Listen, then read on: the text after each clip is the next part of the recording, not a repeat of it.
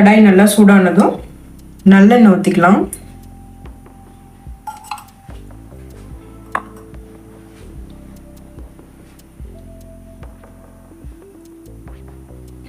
எண்ணெய் சூடானதும் நம்ம பொடியாக கட் பண்ணி வச்சுருந்த வெண்டங்காயை இதில் கொட்டி நல்லா வதக்குவோம்.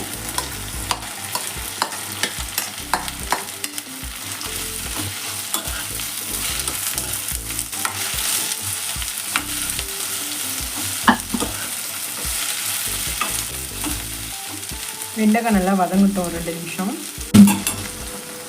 வெண்டைக்காய் நல்லா வதங்கிடுச்சு. நம்ம இப்போ அதை ஒரு பவுலில் மாற்றி வச்சுக்கலாம். வெண்டைக்காயை பவுலில் எடுத்து வச்சுக்கலாம். அதே கடாயில் எண்ணெய் ஊற்றிட்டு கட் பண்ணி வச்சுருந்த 2 பெரிய வெங்காயத்தை இதில் ஆட் பண்ணிக்கலாம்.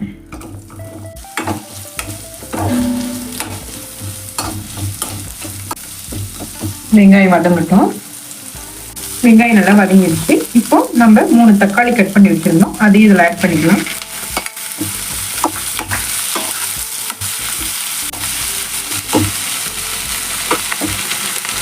உப்புத்தூள் போட்டுக்கோங்க. தக்காளி சீக்கிரம் வதங்கணும்.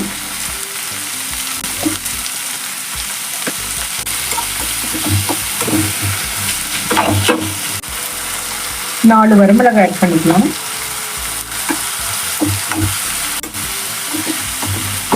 ஒரு 2 நிமிஷம் எல்லாம் நல்லா வதங்கட்டும்.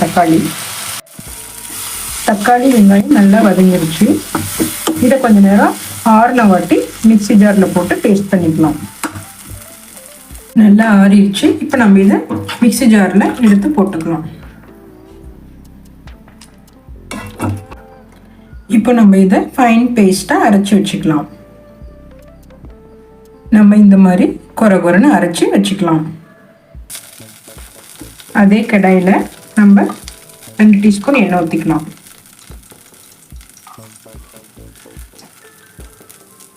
எண்ணெய் சூடாயிடுச்சு. கடுகு போட்டுக்கலாம்.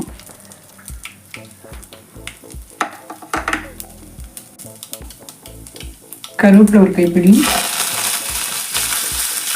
5-6 பல் பூண்டு, சின்ன வெங்காயம் பொடியை கட் பண்ணி வச்சுருக்கோம். ஒரு 4 சின்ன வெங்காயம்.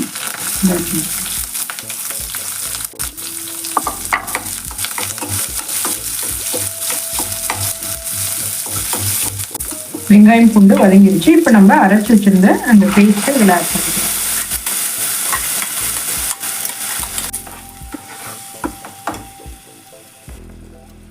தண்ணி கொஞ்சம் ஊற்றிக்கோங்க. தேவையான அளவு மஞ்சள்தூள் போட்டுக்கோங்க. பெரிய ஸ்பூனில் 1 ஸ்பூன் அளவுக்கு கொத்தமல்லி தூள். ஆல்ரெடி 4 வரமிளகாய் சேர்த்துருக்கிறதுனால மிளகாத்தூள் வேண்டாம். நீங்கள் மிளகாய் சேர்த்துலீன்னா மிளகாத்தூள் சேர்த்திக்கோங்க. நல்லா மிக்ஸ் பண்ணி விட்டுருங்க. தேவையான அளவு கல்லுப்பு ஆட் பண்ணிக்கோங்க. நல்லா ஒரு கொதி வரட்டும். மூடி வச்சுக்கலாம்.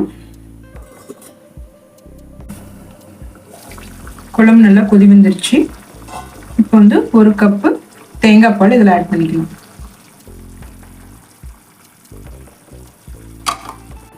இப்போ நம்ம வதக்கி வச்சிருக்கிற வெண்டைக்காயை இதில் ஆட் பண்ணிக்கலாம். இது புளியே ஊற்றாத வெண்டைக்காய் குழம்பு. சில பேருக்கு புளி ஒத்துக்காது, அதனால புளி ஊற்றாமல் வைக்கிற வெண்டைக்காய் குழம்பு. நல்லா மிக்ஸ் பண்ணி விட்டுக்கோங்க.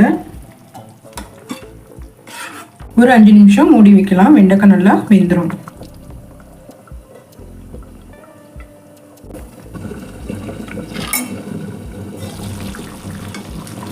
வெண்டைக்காய் நல்லா வெந்துருச்சு. சுவையான வெண்டைக்காய் குழம்பு ரெடி ஆயிடுச்சு. இப்போ ஸ்டவ் ஆஃப் பண்ணிடணும்.